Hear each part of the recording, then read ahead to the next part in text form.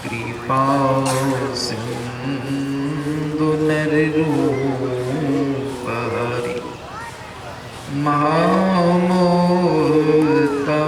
पुंज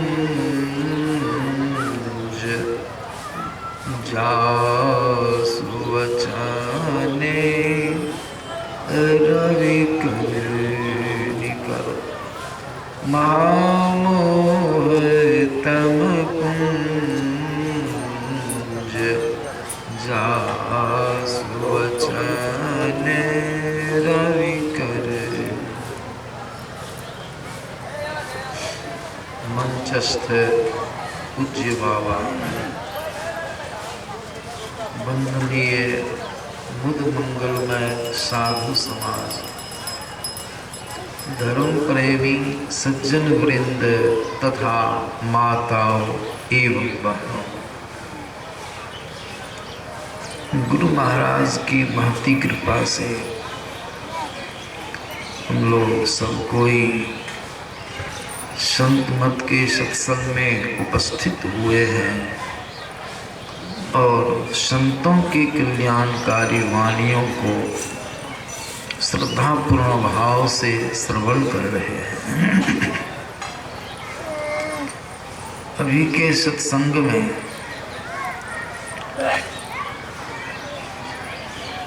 साधु संत सत्संग की महिमा के संबंध में आप लोग सबको श्रवण कर रहे हैं। अभी सुने हैं कि यह जो साधु का समाज है, यह मुद मंगलमय है।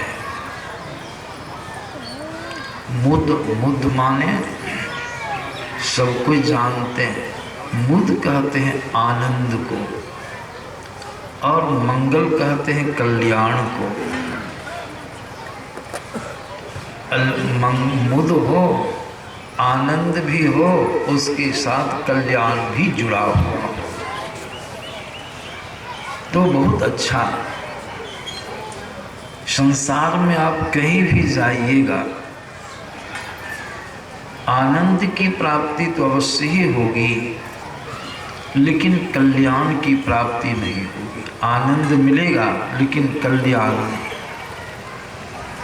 अगर आनंद और कल्याण दोनों को प्राप्त करना चाहते हैं तो संत तुलसीदास जी महाराज और सभी संतों ने कहा है, आनंद और कल्याण की प्राप्ति संतों की शरण में ही, सत्संग की शरण में ही आपको प्राप्त होने वाली है।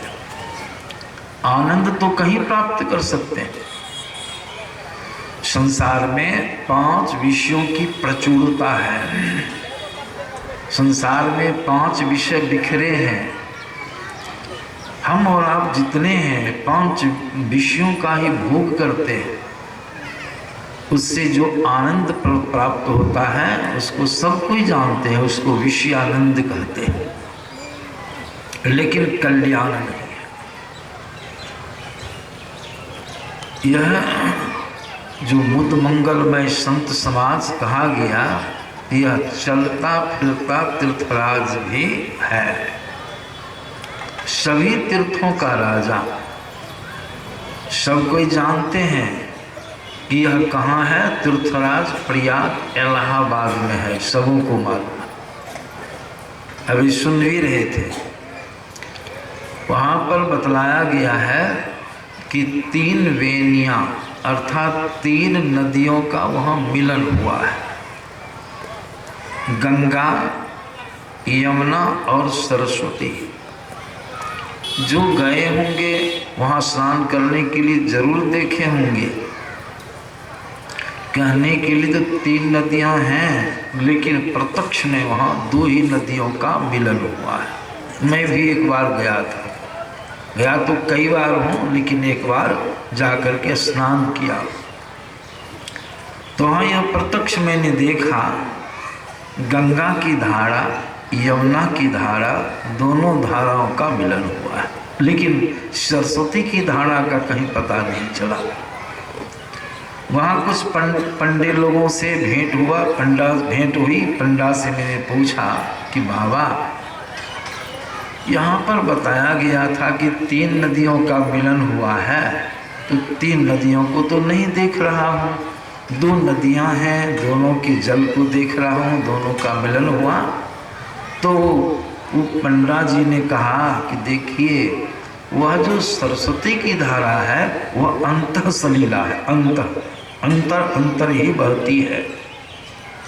मैंने कहा लेकिन आई है किधर से बाहर में, पृथ्वी पर किस दिशा से आकर के अंतर सलीला हो गई?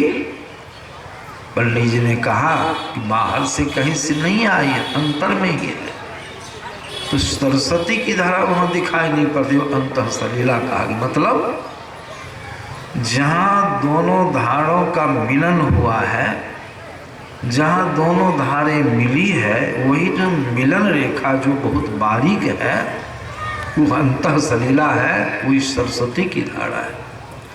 तो एक त्रिवेणी तो वहाँ है इलाहाबाद में, जो अस्थावर है, जंगम नहीं है, इधर उधर उसका जाना आना नहीं होता है, एक जगह स्थिर है। वहाँ लोग जाते हैं स्नान करने के लिए। लोगों के मन में है, सुने हैं कि वहाँ जो स्नान करते हैं सारे पापों से मुक्त हो जाते हैं। वहाँ स्नान करने के लिए जाते हैं, हम भी स्नान किए। वहाँ मैंने देखा स्नान करते हुए लोगों को संगम स्थल पर, तो उनको देखे कि जहाँ मिलन रेखा है, जहाँ दोनों धारें मिली है, स्नान करने वालों को मैंने देखा वो सिर्फ गंगा जी में मिलन रेखा से एक बीत इधर गंगा में स्नान कर, सिर्फ गंगा में। और किन्हीं को देखा कि मिलन रेखा सुधर सिर्फ जमुना जी में ही स्नान करते हैं। भूल चूक से कुछ लोग मध्य में स्नान करते थे। मैंने भी स्नान किया। मैंने कहा देखो, जब आया हूँ तो स्थल पर स्नान कर जहाँ संगम हुआ है। तो हम एक पाँव गंगा जी में, एक पाँव जमुना जी में देकर के स्नान किए। स्नान के पंडा जी को मैंने कहा देखिए, इस सही स्नान हुआ त्रिवेणी संगम पर। और कुछ लोग सिर्फ गंगे में, कुछ लोग सिर्फ जमुना में ही नहाते। खैर कोनो हर्ज नहीं, स्नान तो कर लिए जरूर, लेकिन यह विचारणीय विषय में मैंने विचारा कि स्नान आखिर हुआ तो किसका हुआ। आप लोग भी गए होंगे स्नान किए, स्नान किसका हुआ? शरीर का कि आपका? आप कौन है? शरीर है? नहीं, आप तो चेतन आत्मा हैं। आप कहाँ में हैं? संतों की वाणियों में आया है, कबीर साहब की वाणी में आया है कि नैनो माही मन वसै, निकस दांत नौ ठौर, गुरुगम हो तो परखिले नातर कर गुरु। और गुरुदास की वाणी में आया है, मन तुम बसो तीसरो नैना माँ, तह से चल दी जोरे। अंदर में आप हैं, लेकिन स्नान करने के पहले क्या सब किए? हम भी जब स्नान किए तो पहले चुटकी से नाक को बंद कर ली, मुंह दी। स्वाभाविक बात है, मुंह को बंद कर लिए, आंखों को बंद कर लिए, तब डुबकी मारी। कहिए पानी गया जहां आप हैं, वहां पानी गया, किसी छिद्र हो के जहां आप हैं नहीं। किसका स्नान हुआ? शरीर का स्नान, आपका स्नान नहीं हुआ। एक त्रिवेणी तो वहां है, उसको कहते हैं स्थावर। अब दूसरी त्रिवेणी की चर्चा जो अभी हुई है, यह द्वितीय श्रेणी की त्रिवेणी है। तुलसीदास जी महाराज की वाणी में आया है, यहाँ भी उन्होंने 3 वेणियों का मिलान किया है। 3 वेणियाँ, 3 नदियाँ। वह क्या है? तुलसीदास जी महाराज कहते हैं, राम भगति जहाँ सुर सरी धारा, राम भगति सगुन ब्रह्म की चर्चा, सगुन राम की चर्चा, उसका प्रवचन जो संत लोग करके हमको सुनाते हैं वह क्या है? यहाँ जो आप सत्संग सुनते हैं, राम कथा श्रवण करते हैं, वह क्या है? संत तुलसीदास जी महाराज ने कहा वही है, ये क्या कहते हैं, गंगा की धारा। यहाँ पर राम भक्ति सगुन ब्रह्म की चर्चा, यह है गंगा की धारा। तुलनात्मक दृष्टि है यह। उन्होंने तुलना किया है। सरसई सरस्वती की धारा क्या है? कहते हैं तुलसीदास जी महाराज, सरसई ब्रह्म विचार प्रचारा, ब्रह्म विचार निर्गुण ब्रह्म की चर्चा। सरगुण देखते हैं, सरगुण प्रगट है, और सरगुण में जो निर्गुण है ये बोलने वाला, ये आपको दिखाई पड़ता है नहीं, अंतः सलीला ही है। निर्गुण ब्रह्म की चर्चा, निर्गुण ब्रह्म का प्रवचन कथा जो संत लोग सुनाते हैं, हम लोग बताते हैं क्या है? सरसई ब्रह्म विचार प्रचारा, अंतः सलीला है, देख नहीं लगे। और यमुना की धारा, विधि निषेध में कलिमल हरमी कर्म कथा रविनंदनी वर। विधि, विधि मन वह कर्म, जिस कर्म को करने से आपका कल्याण होगा, जिस कर्म को करने के लिए संत लोग आज्ञा देते हैं, विचार देते हैं, उसको कहते हैं विधि कर्म। निषिद्ध कर्म का भी प्रवचन होता है सत्संग में, जो काम कर अकरणीय है, जो कर्तव्य कर्म नहीं है, संत लोग उसको करने में मना ही करते हैं। विधि निषेध में कलिमल हरने, यही है रवि नंदनी, कली के मल को हरने वाली यमुना की धारा। तो कितनी धारें हो गई? 3 धारें हो गई, गंगा जमुना और सरस्वती की व्यवस्था है संत तुलसीदास जी महाराज का। अब आप जरूर कहिएगा कि 3 धारें तो हो गई, तीनों का मिलान तो हो गया, लेकिन इस सुखले में हम लोग बैठे हैं कि पानी में बैठे हैं? कौन सी में बैठे हैं? सूखे में बैठे हैं कि पानी में? सूखे में बैठे। और वहाँ तो पानी है, वहाँ नदी में क्या है? पानी है। और यहाँ तो हम लोग सूखे में, यहाँ पानी कहाँ है? तुलसीदास जी महाराज ने कहा, यहाँ पानी के एवज में, पानी के बदले में संतों की वाणी है। ये क्या सुन रहे हैं? संतों की वाणियों को सुन रहे हैं। यही आपका स्नान हो रहा है, आप गोता लगा रहे हैं, आप सत्संग बैठे हैं, आज संतों की वाणियों को सुन रहे हैं कि नहीं? यह वाणी रूपी पानी श्रवण रंध्र होकर के जहाँ आप हैं शरीर के अंदर में, वहाँ तक वाणी जा रही है कि नहीं? आपका स्नान हो रहा है, हो रहा है। ये द्वितीय श्रेणी की त्रिवेणी है।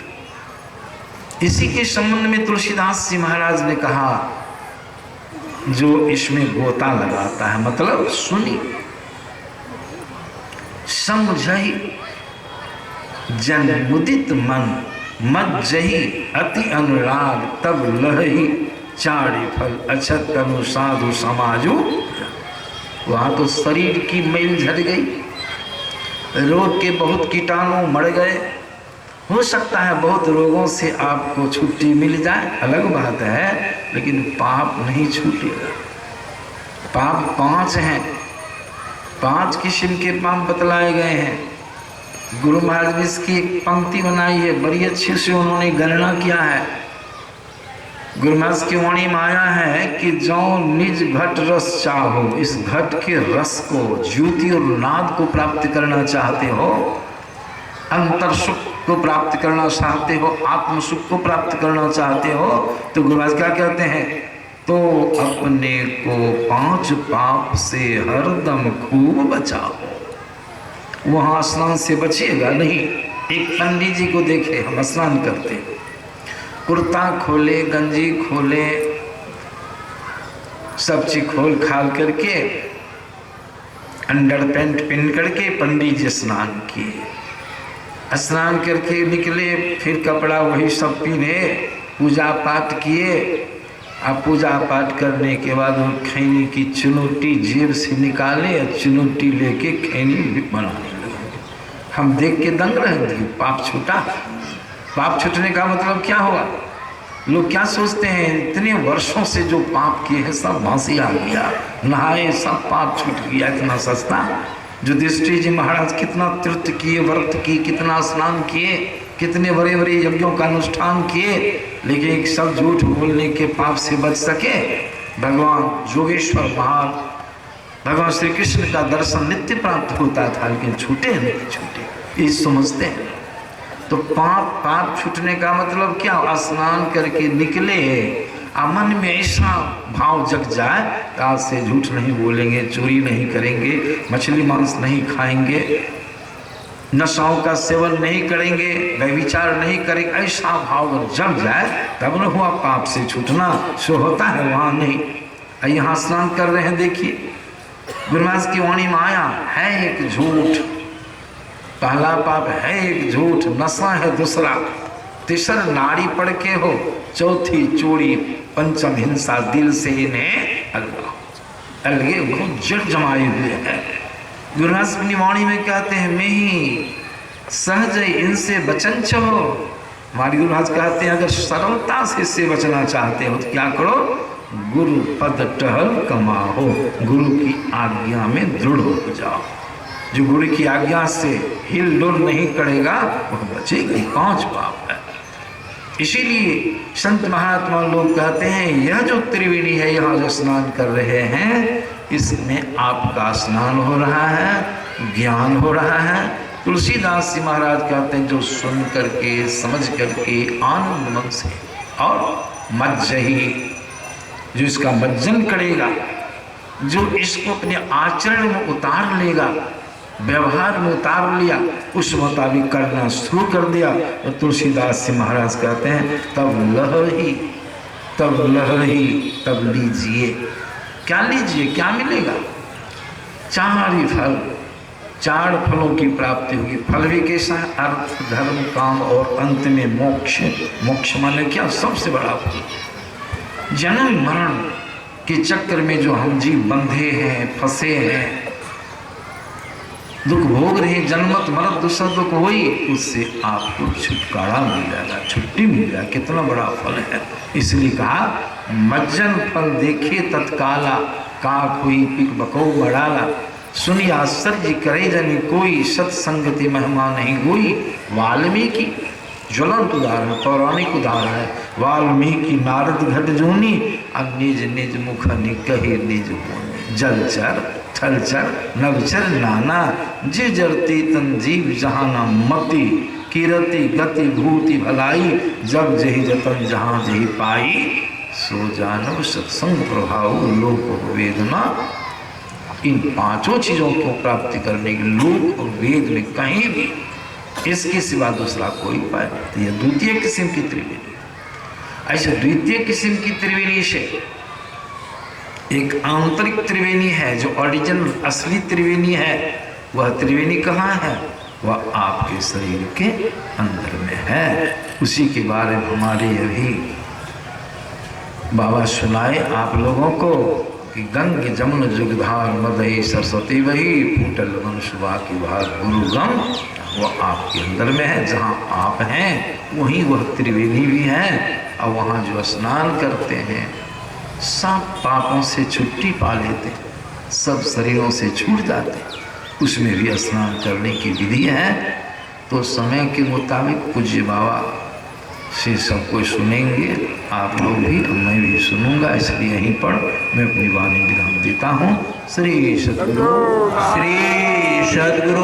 महाराज की जय। श्री सद्गुरु महाराज की जय। कृष्ण भगवान के प्रिय शिष्य उद्धव जी से कृष्ण भगवान ने पूछे कि क्या चाहते हो? उद्धव जी ने कहा सत्संग चाहते हैं। चित्रकूट में गोस्वामी तुलसीदास जी महाराज के आश्रम भगवान राम पहुँचे। वह पूछते हैं क्या चाहते हैं? वो सत्संग चाहते हैं। और हमारे पूज्यपाद गुरु से भी, भगत जी महाराज से पूज्यपाद गुरु महाराज ने कहने कृपा की थी कि बोलो भगत तुम क्या चाहते हो? तो पूज्यपाद स्वामी भगत जी महाराज क्या कहे? हुजूर हमको शरीर रहते मोक्ष प्राप्त हो। ऐसे संत हम लोगों के बीच में विराज हैं। उनके प्रवचन से हम लोग लाभान्वित हैं। बोलिए प्रेम से श्री सद्गुरु महाराज की जय।